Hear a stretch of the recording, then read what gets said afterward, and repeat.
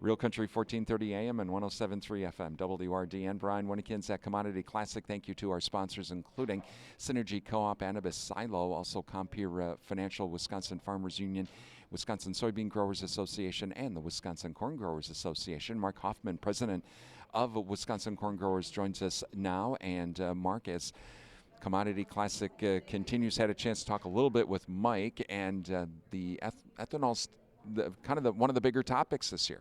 Ethanol is a huge topic this year. It's always been huge, but I think they stepped it up a couple steps this year, especially with the Ukraine and Russia thing going on. They're trying to convince the government that if we take a third of the E10 fuel and switch it over to E15, that we can eliminate our imports from Russia, and then we don't have to worry. We can get more to energy independent again. And I know that there's been, talk with Secretary Vilsack, talk with other folks from USDA and the administration. Have you heard what's the holdup? Is there any? I mean, why won't they do that? I mean, it seems to make so much perfect sense. Exactly, and we listened to Vilsack this morning, and he even made mention. He says if we did it went to E20 or something like that, he said we can fix this problem. So he even admitted that we could fix this problem with some ethanol. He just admitted it, but didn't have a solution for it. It sounds like. Meanwhile, I talked with Mike a little bit, about some of the things going on for Wisconsin growers. Him and I talked a little bit about atrazine, but what about the fertilizer situation? Has Wisconsin corn grower members been kind of saying, we're kind of nervous about this? We were all nervous about it in the beginning because even last fall already the prices started to get high, supply short. Nobody would give us prices until they knew that they were going to have the product. And once we did get prices, then the Ukraine thing breaks out, and now again here we are back in the same spot again, not knowing whether we're going to be able to even get the fertilizer that we've got booked already. And boy, that going into spring, that's something you just don't want to have to try and figure out. No, this isn't the time to worry about that. Personally, I put on my dry fertilizer last fall.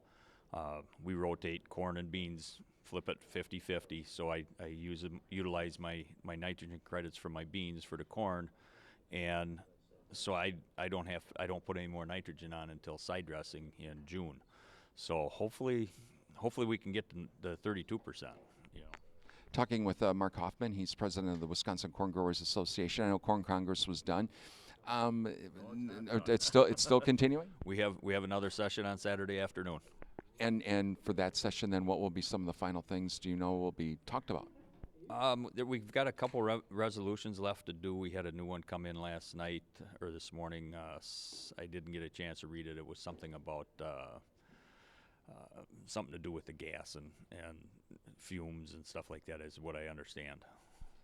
Meanwhile, as you get ready for spring, along with the fertilizer, has there been any other concerns from Wisconsin corn growers? I know atrazine's still kind of an issue. Atrazine's an issue. We've got a meeting after lunch today down here. But I've always been close into the effects of these atrazine rules, because we have a couple of farms that we can't use atrazine on because of a moratorium or whatever you want to call it in certain areas in Wisconsin. So I've been dealing with these atrazine rules for a long time, and they're hard. Again, and then EPA is looking at now having to recertify or with the label and relicense that too. So that's going to be another thing that corn growers are going to have to be dealing with. What about is there we have the supply chain issues for fertilizer coming in. Is there concern about supply chain issues of getting your corn crop out? It's as far as with fuel, we don't know. Fuel I think is going to get not short, but it's going to be tight. I believe we're going to get all the fuel we need.